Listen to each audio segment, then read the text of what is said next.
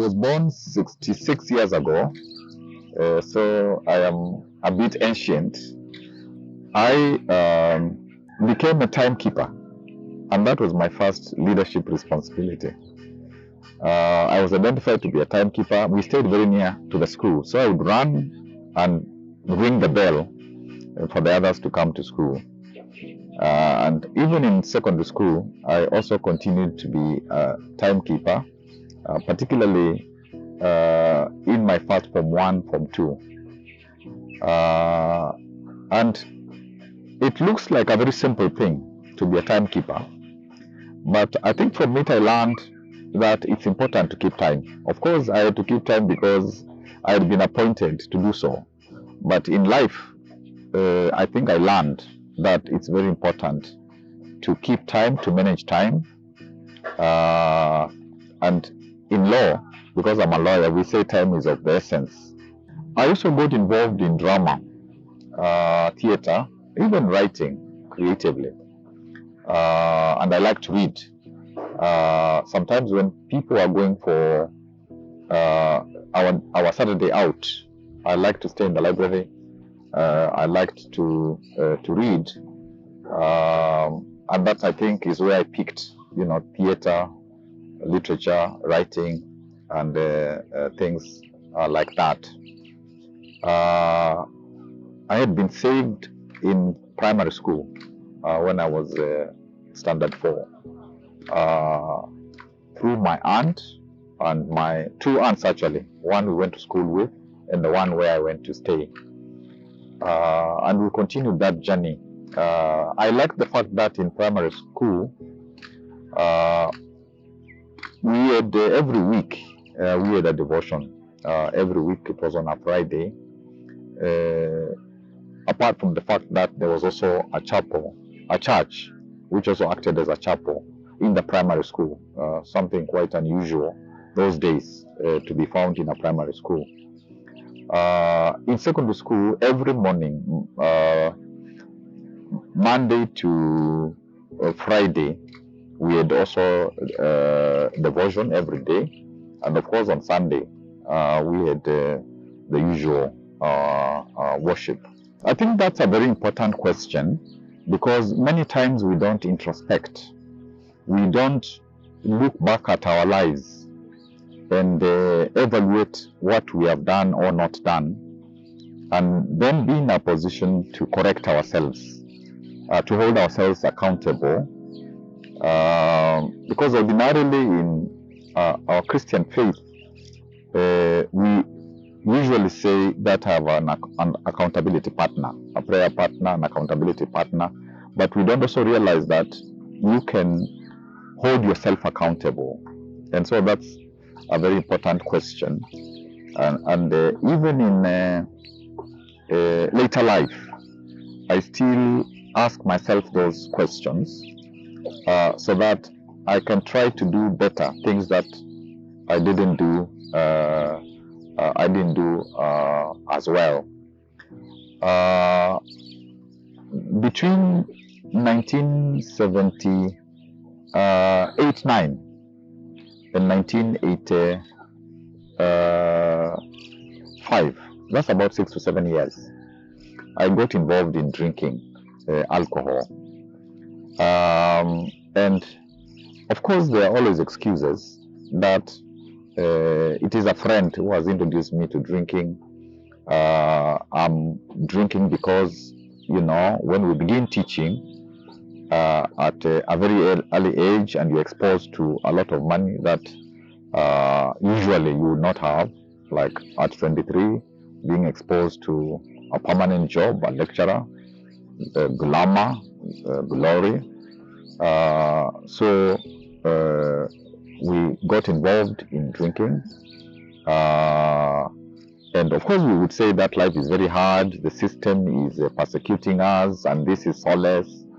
And actually we would, in a place called Senior Common Room in the University of Nairobi, we were allowed to have a book, so that you just sign, that you sign, you don't think that you're spending a lot of money, because you are signing and the money will be deducted at the end of the month.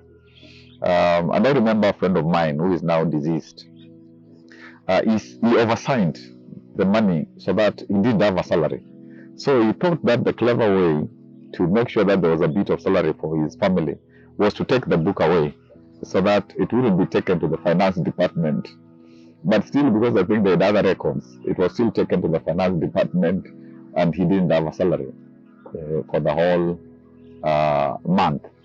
So if now you, Wallace, was my younger self and I'm looking at you like I would be looking at my younger self, I would say that was bad, that was wrong, and it is not enough to say that others influenced me, it was peer pressure, and so on and so forth, or that, I thought I would just, have a little drink and it wouldn't be a problem. That's not how it goes. So that is something that I look back, and I reached a point, when I said to myself, first of all, this is compromising my Christian principles. It is interfering even with my job. It is interfering with my family. So it's not worth it. And I had a professor who loved Christ, and he was my supervisor, Robert. Actually, one of our sons is called Robert. So we would discuss, we would pray together, and I decided that that was not a life that I wanted, and I said I would quit, and I did that. So that is one thing that, looking back, those 6 years, there is potential I lost. There is opportunity I lost, and that wasn't a good thing for me. Even before that, as a student, I think I didn't focus enough, particularly in secondary school. I was quite playful. I like to play table tennis. I like to do, drama. I like those extracurricular activities. They were more exciting, and I didn't, focus enough, I think. First degree as well. First degree, you come to a new situation and you are from the village. It's very exciting, and it's Nairobi, and there are many things to see in Nairobi. So again, I didn't focus in school for my first degree as well as I could have done. And even when I went abroad for my second master's, I could have focused more and did better, learned more and better. But that didn't take place. And although I did reasonably well, I still could have done better. And some other problem that I think I had was when you want to do many things. I want to study law, I want to do literature, I want to write, I want to act. I think I have this talent and that talent, and I am kind of all over the place. Just like at school when I was not focusing, also now these things are attractive and there are many of them. So that even if one thinks they are multi-talented, it becomes important to think of what's my primary interest, where should I put most effort in, most focus, and I think in a way, when I came now to start doing constitution in the civil society, advocating for change through constitution making, that helped me to begin to focus. And even when I came into politics, also to try to focus. So that was one other issue. Also in the family situation, because I'm firstborn of the 29, usually in polygamous families, there's a lot of acrimony. And my father, who is now late, who later became a Christian, was saved, We would have powerful prayers together during the end of his life. Initially, he subscribed to African traditional religion. And there were times that he would call us and he would be pouring a libation, and he would be calling upon the ancestors to do this and that, and so on. And there was always division in the family. And although he was very gifted as a business person, and he would, make a lot of money, but people would be quarreling about, the money and all that kind of stuff. And I think, as the firstborn, I could have done more to be an agent of peace, to make peace in the family. But that always overwhelmed me, because there was contradiction. I remember when I finished my PhD, I remember my father, whom I really love, even up to today, is a strong presence in my life. But I remember him telling me, now that you have finished this big degree, we have to do something so that Moi sees you and Moi gives you a big job. And I said, what's this, father? And he said that there's a witch doctor who is famous, who is able to do good things, and then when Moi sees you, you will get a big job. And I told him, no, that's not my way. Christ makes big things happen for me. This degree, big things to happen for me. And so I cannot see a witch doctor. So my father was telling me, you see, there's no problem. You can see the witch doctor and you can also see Christ. And, they will help you, both of them. But I said, no, it doesn't work that way, Father. And he realized that I was not going to go that route. So there's that issue of not helping, my family. I still keep on thinking, suppose maybe I had been more insistent, maybe I would have helped, that situation and brought more peace, like in Matthew chapter 5. I would have been more of a peacemaker at home. Eventually, we lost a lot of the property, the family property, particularly as my father grew old and he was not able to manage the way he used to manage before. Because I think in the 70s, in his wholesale shop, he was able, at the end of the day, to sell things of about 1 million shillings in the 70s. So he was doing quite well materially that time. So I think there are all those things, and of course others, that looking back, I can say to myself, those are things, if I did differently, I could have gained more in my personal life, and also in my family life, and also life in the community. I think, particularly as a researcher, I tried very much to study the Constitution, and I tried to study how law can help, from the secular point of view, help people. And I thought that it was important to be faithful to the law, so that when I learn law, and law tells me that this is what needs to be done, then I would do it, and I would also insist others should do it. If law says there should be human rights, then I would insist on, human rights, even speaking truth to power, in terms of saying that this is what the law says. Therefore, let us do what the law says, especially those aspects of the law which empower people. So that is something that in my study, especially as a teacher, and somebody who did research and published and so on, and we got involved in civic education, so that I would share that knowledge with the people, and also we would advocate for land rights, of the people, for their rights. and for young people, so that the police are not brutalizing them, and so on and so forth. So I thought, if you want to be a leader, then you must prepare yourself.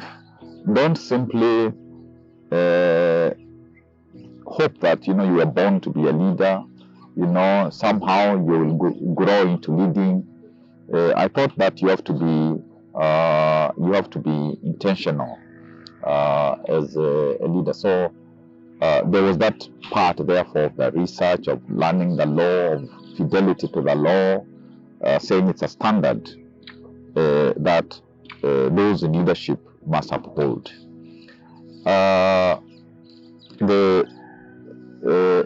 One of the big challenges of leadership, from the way I saw it, was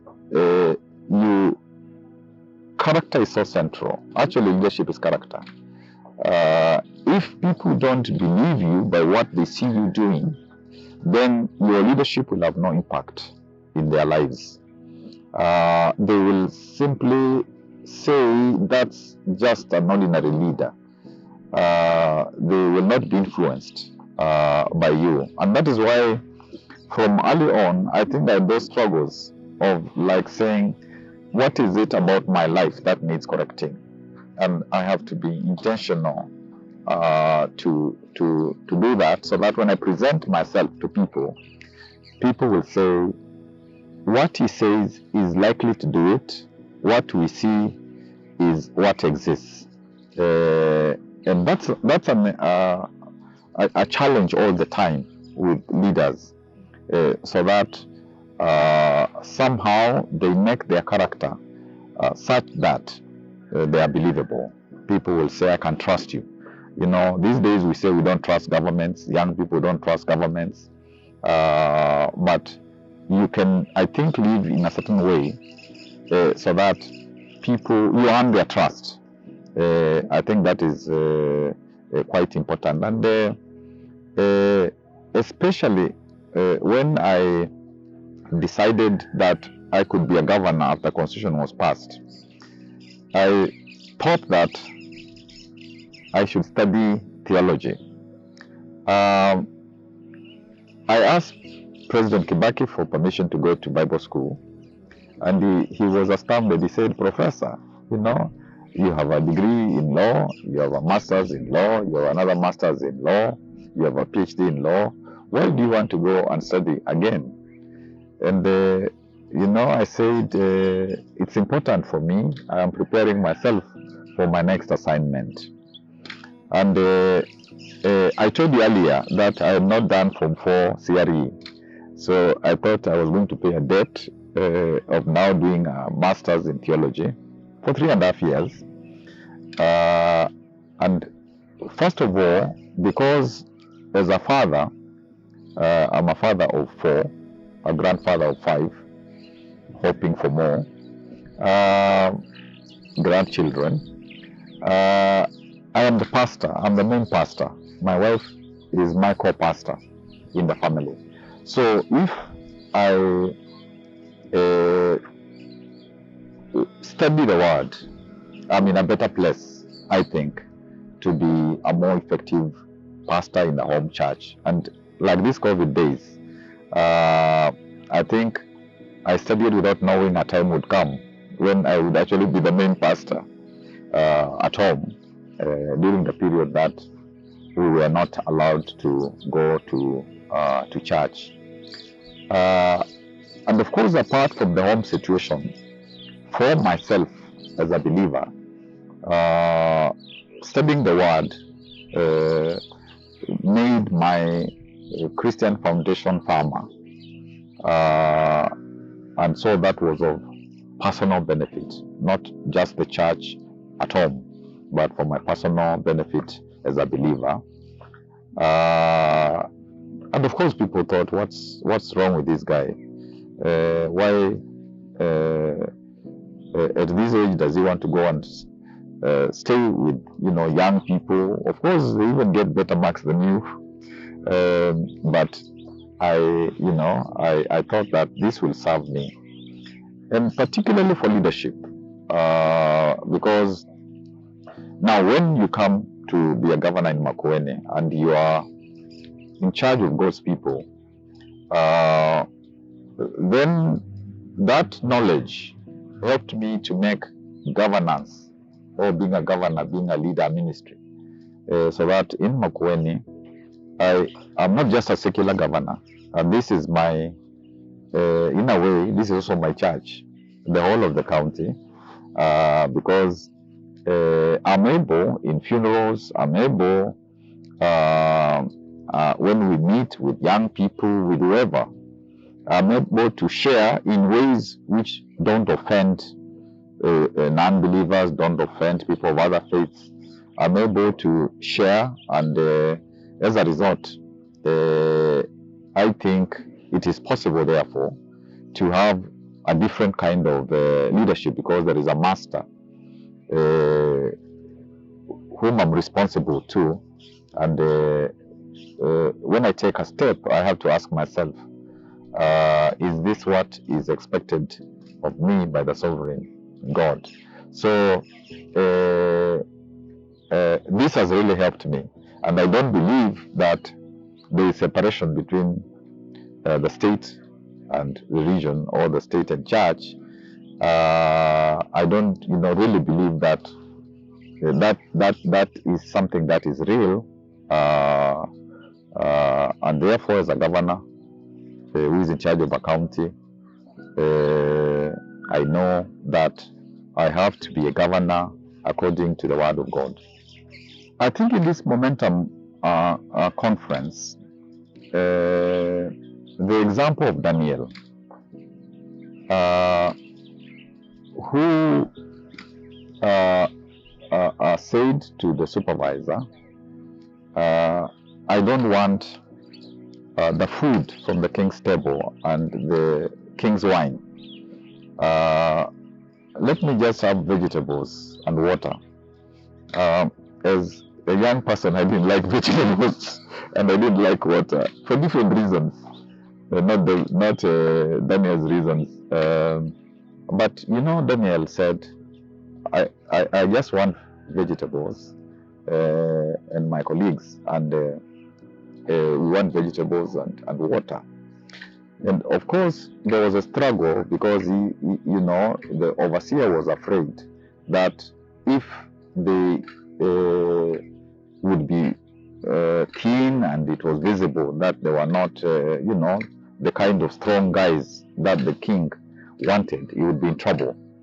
But Daniel told him, no, give us just 10 days. And if the other young people who are dining from the king's table and wining from the king's wine place or whatever, then we can reverse our contract, what we have agreed.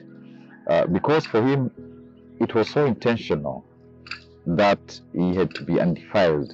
He had to be pure. The God he served demanded that of him. And of course, the result was they were better looking young men than those who were being feasted and so on. So for such a young person who eventually became, a big leader, that purity, that fidelity to God, that union with God, that reliance on God, that was critical. And eventually, even when God gives him the power to interpret, not only to interpret dreams, but to say what the dreams are, it was because of that closeness and setting himself apart, setting themselves apart, so that they can stand in the gap. And indeed, whether it is Daniel, whether it is Joseph in Egypt, again, a very high moral standard, a very high ethical standard. a very high relationship with God. Joseph doing things that many young people would say, Joseph is such a fool. Isn't Joseph a fool? This woman, you know, invites you. It is in the private. This is the wife of a big person. You can even boast and say, I know the wife of a big person intimately. So this lady tells Joseph, you know, come to bed with me. And Joseph says, no, my master, your husband, has actually given me authority over everything. He has trusted me so much, but it's you that he has not given me authority over. So it can't be done. And of course she keeps on insisting day by day, scripture says. And eventually she's in desperation, you know, she tricks him into, because she's grabbing him, and he leaves the cloth with her, and then she's able to accuse him. And this is a young person who is brought into slavery through his brothers. But even in such a hard situation, you know, Joseph says he's not going to compromise himself. And of course, I think many young people, many old people, for them, that is something weird, that somebody can refuse to take a very easy option and satisfy themselves physically. But you see, the Bible is the Bible, and the Bible, you know, gives us those instructions that is the easy route, that is the route, you know, traveled by many people. It's not the best route. And even for those two examples, as I come to my personal life, but even for those two examples, God, because of that kind of fidelity, stands with those people. They do great things. They are able to help their community. They are of much use to even foreign leaders, so that they are like prime minister. They get a lot of authority. They use it well. Joseph even secures the Israelites, the Jews, when there is famine. So God stands there with you because you are faithful, because you are following His word. And one can say it's difficult. It's difficult. Why do I need to do all these things? And anyway, like Joseph, he could have said, "Who will see us? Nobody will see us. She will not report. I will not report. It's private. It's secret." But of course, God sees everything. God saw David when David decided that he was going to pry on his subordinate's wife. God sees all the time. Young Timothy, who was mentored by Paul, the apostle of the Gentiles, he instructed him, you know, that you must be pure, you must, you know the word, and you must preach it. You know, you must do it in love. So again, even a very young person was able to lead the church at Ephesus, where there were older people, and because you followed, you know, what usually we are told as Christians, these are very high standards. You know, you are young. Why do you have to do that? Maybe you can wait until you are old, and then you can do these things. But God is faithful, because for Timothy, for Daniel, when he's in that lion's den, for you know, all this, even Esther. So I'm first of all saying that those are examples of exemplary leadership, and that's God-centered leadership, and those are people of character. those are people of character